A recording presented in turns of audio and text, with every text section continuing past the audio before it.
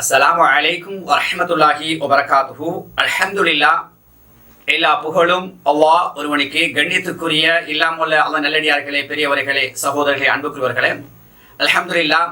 அல்லாஹ்வுடைய உதவியினால் நற்சிந்தனை என்ற அடிப்படையில் அல்லாஹ்வுடைய தூதரவர்கள் எடுத்து காட்டிய ஹதீஸை நினைவுபடுத்தி அந்த ஹதீஸின் ஊடாக நாம் எப்படி நமது வாழ்க்கையை சீரமைத்துக் கொள்வது என்ற ஒரு சுருக்கமான ஒரு தகவலை தொடராக நாம் வழங்கிக் கொண்டிருக்கின்றோம். அந்த அடிப்படையில் அல்லாஹ்வுடைய தூதர் அவர்கள் நினைவுபடுத்தினார்கள்,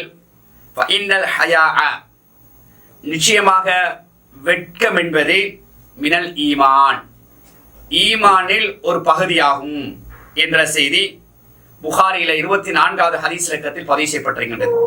கண்ணியத்திற்குரியவர்களே, வெட்கப்படுவது என்பது ஆணுக்கும் பெண்ணுக்கும் இயற்கையானதாகவே அல்லாஹ் அமைச்சிருக்கின்றான். அதில் குறிப்பாக பெண்களுக்கு வெட்கம் என்பது அவர்களுக்கே உரித்தான ஒரு அமைப்பாக அல்லாஹாலா எங்களுக்கு வழங்கியிருக்கின்றான்.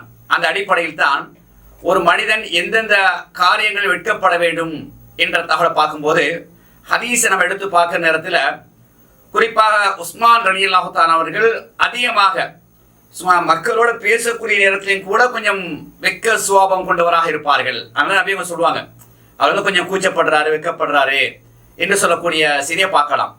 அதே போல இன்னொரு சம்பவம், அல்லாஹ்வுடைய தூதர் அவர்கள் வந்து கொண்டிருக்கின்றார்கள். ஒரு தோழருக்கு உபதேசம் செய்து கொண்டிருக்கின்றார். அவர் வெட்கப்படுறார், அவர் வெட்கப்பட்டு கொண்டிருக்கின்றார். அப்பதான் நபிங்க ஹதீஸ் சொல்றாங்க, அவர் விடுங்க, அவர் கொஞ்சம் வெட்கப்படுறாரு, வெட்கம் என்பது ஈமான் ஒரு பகுதி என்று சொல்லக்கூடிய செய்தியை பார்க்கிறோம். இன்னும் அன்புக்குரியவர்களே, இந்த வெட்கத்தை நாம் அதிகமாக எடுத்துக்கொள்ள வேண்டும். காரணம் என்று சொன்னால், இன்னைக்கு வெட்கம் இல்லாதன் காரணமாகத்தான் அதிகமாக ஆபாசங்கள், அருவருப்பான, மானக்கேடான செய்திகளில் உள்வாங்கக்கூடிய காட்சியை பார்க்கின்றோம். வெட்கம் இருக்கும் என்று சொன்னால், நான் இந்த பெண்ணை பார்க்கின்றேன், நான் பார்க்கக்கூடாத காட்சியை பார்க்கின்றேன், நான் அசிங்கத்தை பார்க்கின்றேன், அருவருப்பை பார்க்கின்றேன் என்று வெட்கத்தை நாம் கொண்டு வருவோம் என்று சொன்னால் அது ஈமான் ஒரு பகுதி. வெட்கம் இல்லை என்று சொன்னால் நீ நினைத்ததை செய்து கொள் என்ற அடிப்படை நாங்கள் பார்க்கிறோம். எனவே கண்ணியத்துக்குரிய தாய்மார்களே, சகோதரர்களே, பெரியவர்களே, இந்த வெட்கத்தை நம்ம அதிகமாக எடுக்கக்கூடிய சூழலை உருவாக்கிக் கொள்வோம். இந்த ஹதீஸ் எங்களுக்கு அடிப்படையாக அப்படியான ஒரு வழிகாட்டை அமைத்து வழிகாட்டுகின்றது.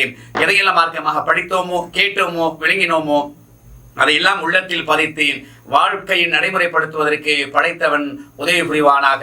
அல்ஹம்துலில்லாஹி ரப்பில் ஆலமீன். அஸ்ஸலாமு அலைக்கும் வரஹ்மத்துல்லாஹி வபரகாத்துஹு.